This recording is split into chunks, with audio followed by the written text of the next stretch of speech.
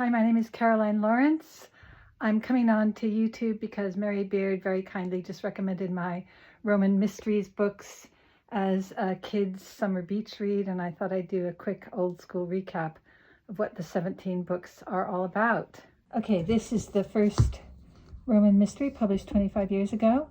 This is the book that establishes the setup of Flavia Gemina, kind of like Nancy Drew in ancient Rome, and she meets Jonathan ben Mordecai, her next door neighbor, who's a religious minority, a beautiful enslaved girl from North Africa called Nubia, who's an ethnic minority, and Lupus, a little beggar boy who can't speak, 8-year-old beggar boy, he's disabled. So that's the first edition. The latest editions look like these, and each one, they're grounded in fact. I've used real sources, and each one has a myth embedded. So I'll just super quickly tell you where they're set and what myth they're based on. This one is set in Ostia, the port of Rome, and it incorporates the myth of Cerberus, the three-headed hellhound, and Aeneas, the secrets of Vesuvius. The four friends, they meet in the first book, and then they go to solve a mystery in Pompeii, just as Vesuvius erupts. And the myth is the return of Vulcan to Olympus, where he gets to marry Venus. That's a Pompeii. It's set in Sorrento in the aftermath of the eruption when children are going missing, kidnapped by pirates. Sorrento is the most beautiful place in the world, and I just love this book. And the myth that it's based on is Dionysus and the pirates. Assassins of Rome. This is Jonathan's special book, set in Rome. The backstory is the Odyssey. The embedded myth is the Odyssey. Assassins of Laurentum is Lupus's book. We find out his terrible secret. And the embedded myth is the myth of Medusa and also Arion and the dolphin. And it's set in Laurentum, where Pliny the Younger had an estate.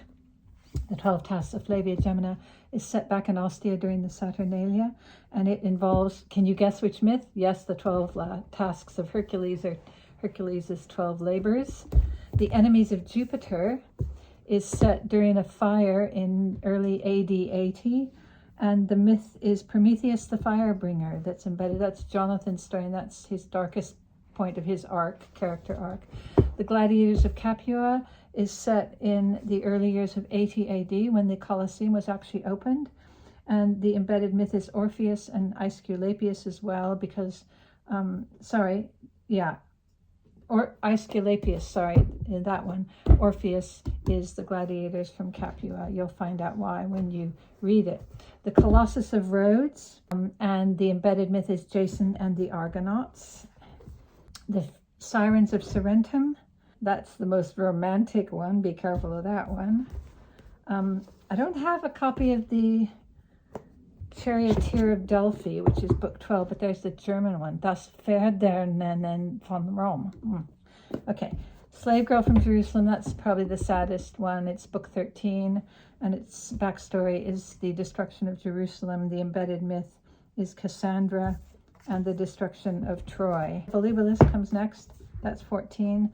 Set in Volubilis, North Africa, and the myth is Diana and Actaeon. That's the embedded myth of that one. The Scribes from Alexandria is set in Alexandria, and it's got some Egyptian mythology, so Seth and Isis.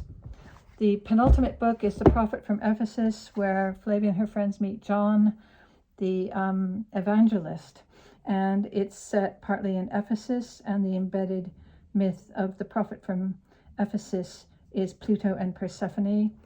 And finally, The Man from Pomegranate Street, probably my favorite book that I've written, because I managed to tie up a 17-book series, is all about how Flavia and her friends are finally exiled to Ephesus.